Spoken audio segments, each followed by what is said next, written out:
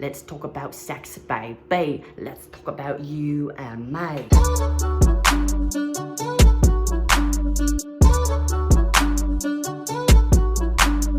What's up, you guys? Welcome back to my channel. My name is Sam and I'm female to male transgender, 4 years on testosterone and 3 years post-op top surgery.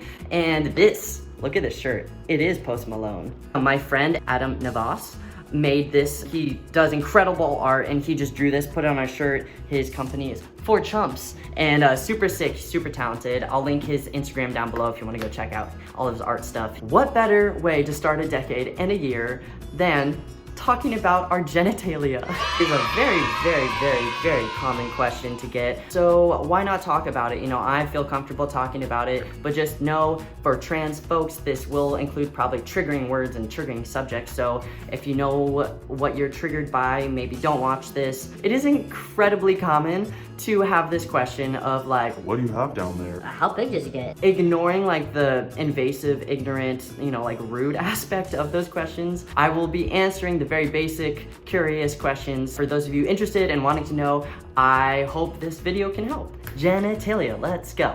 The basic thing that happens when you start testosterone, what happens is, I hate this word, but your clitoris, I said it, yes I did, will grow. That's just simply what happens. It literally goes from like what you had as a female, literally just grows into like a mini penis. Like that's exactly what happens. It's nothing more complex than that. It starts growing very quickly, as in literally overnight it was a different size within a week of starting testosterone. So it happens pretty quick. Usually a common question is, how big is it? And it's generally speaking, what I've read is like 1 to 3 inches.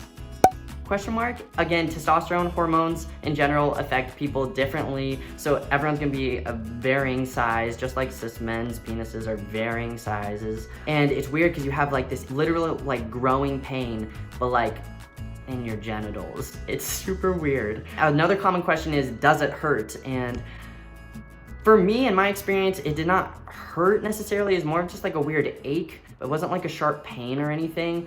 What does hurt is because it grows too longer. Sometimes it literally pokes out, so then it will hit your boxers or your garments, whatever you're wearing down there. So that can be painful, because what people don't know is what was already super incredibly sensitive, like crazy sensitive, becomes even more sensitive, which is just wild. Sometimes it's just too much. I'm like, okay, can we take it back a notch? Like, dial it down, please. What can also hurt is if you use it too much. Don't get too wild, because that shit is so sensitive that it can definitely hurt after a little while. So be careful. Another question is, what does it look like? And literally, I'm not kidding, it looks like a very mini penis. Like the head of it looks like the head of a penis. The rest of it looks like basically the shaft of a penis. It's super strange, but you just don't have balls.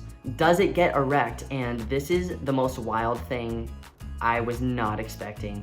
And the answer is yes, it gets erect. Like, it's freaking weird. When you're aroused, it literally gets like up more and harder, like a cis guy's penis. It's wild. Does it alleviate dysphoria? It depends on what your dysphoria is. If you don't have dysphoria down there, it's probably either gonna make it worse if you don't want it, or it'll be like whatever.